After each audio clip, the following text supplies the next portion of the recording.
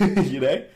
I don't think anyone was expecting it to be quite that high, which, you know, has sort of had a knee-jerk reaction of, oh my god, LNC is crazy good. And to be honest, like, we had to consider that when we were placing her in our tier list. There were a lot of strong arguments for her in tier 1, but in the end we decided, put her tier 2 for now, see how she does, possibly move her up in the future. It'll be interesting to see what they do regarding sort of fear of power creep, because I haven't played any other gacha games. I play Fire Emblem Heroes as a Fire Emblem fan, so... I've played One Piece Treasure Cruise. If anyone here is playing One Piece Treasure Cruise or has played it and noticed the Cecil from that Reddit, that's me. We found him, at long last. Yay. Yeah, I mean, I haven't played any other gacha games, but I've heard sort of horror stories of people spending thousands because their best unit got power creeped and they had to, you know, spend a whole bunch of money to match that level that they had on their old unit. Speaking about One Piece Treasure Cruise, it does have pretty hard power creep. That's one of the reasons why I stopped playing, is just because, you know, units will come out with just blatantly better stats, or just it's I really do think that Fire Emblem Heroes has been mostly good. Yeah, you know, with a few exceptions, CYL. Possibly understandable exceptions with CYL and the killer weapons. I mean, yeah, possibly understandable. I mean, exceptions. it sounds like, based on what I've heard from other gacha games, comparatively, Fire Emblem Heroes is just doing everything right, you know? Like, I think allowing people to pick a Choose Your Legend hero for free was a great call. Like, brilliant call. Because there would have been so many people upset that they had voted on a hero that they then couldn't get because they didn't want to spend money. Yeah, and the other thing is that the whales, so to speak, they're still going to pull for the goods, for the great natures. Sure. You know, people that are really invested into it will pull to try and get a good nature or a plus 10. You know, so giving one for free, I agree, that was a really good idea. Almost felt like a bit of a gift back. Yeah, well, I mean, you know, these are the most popular heroes, so yeah, you know, good on you, Intelligent Systems. If Frobro's right and there is a spy in there somewhere, you get a thumbs up from me.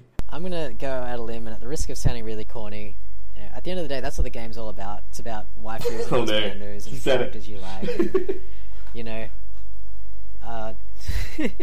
so tier lists, all that crap doesn't really matter at the end. Just use the character. Yeah, that's the other thing we try and stress with our tier list. You know, like, just because we put Odin in tier 5 shouldn't mean that you shouldn't build him if he's your favourite character from Fates / the other game, which is a spoiler, but I'm sure everyone knows already. If I had to provide like a sort of final comment regarding our tier list, I've probably said this to death already, but I would say our tier list is subjective, as is every tier list. There'll be things you agree with, there'll be things you disagree with. But that said, that doesn't mean we don't get it wrong sometimes, which is why we post those updates to Reddit saying, these are the changes we've made. How's that? That's cool, right? And people will say, I disagree with this one. And we'll say, all right, let's discuss it. That discussion is really helpful. I know I'm rambling, but those posts, and the reason we make those posts and other analysis posts, is because it gives us a lot of great feedback. And that feedback means we can take a look at our ratings again, see where we've done well, see where we've gone wrong, and adjust it. I remember Noe was one that was very contentious in tier 1. You could probably say Reinhardt was one that was contentious in tier 2. And a lot of the feedback regarding those two units was what drove us to make some of those changes. So thank you to everyone who does use our tier list. It means a lot to us because we put a lot of effort into it. And it's never going to be perfect, but, you know, give us feedback when there are areas where we do need to improve. We listen to all of it, even if we don't get around to replying to all of it. And regarding how you can give us feedback, feel free to message me personally on Reddit at any time. I pretty much always respond to my PMs. Yeah, you know, I'm sure any of us would be willing to respond to people. And similarly, we are in the process of setting up a Discord server.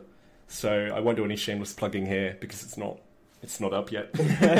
And, you know, I want to be polite and respectful. But we're in the process of setting up a Discord server. So if you ever want to get in touch with us or other people who use Gamepress, or, you know, discussions on Fire Emblem Heroes, Pokemon Go, whatever other games you may play that we cover, that might be interesting to you. That might interest you. Words are hard. Thanks for listening. All right, Frobro, The real question. Yes. The realest of questions. Date, marry, kill. Narshan, Okay, Bast, I'm Bartry. done here. That about wraps us up. Thanks for anyone who's listened to us ramble for this long. I also want to give a special thanks to my guest, Cecil. I haven't got anything that ridiculous to say. Free to play, by the way. And Lunaire. Hi, that's me. Thanks for having us. It's been a really cool chat. Yeah, anytime, man. If you ever want to get in touch with us, you know the channels to do so. Thanks for listening and have a good free-to-play day. Yeah, I don't think death ploys are that great. Yo, I might use that as an outro.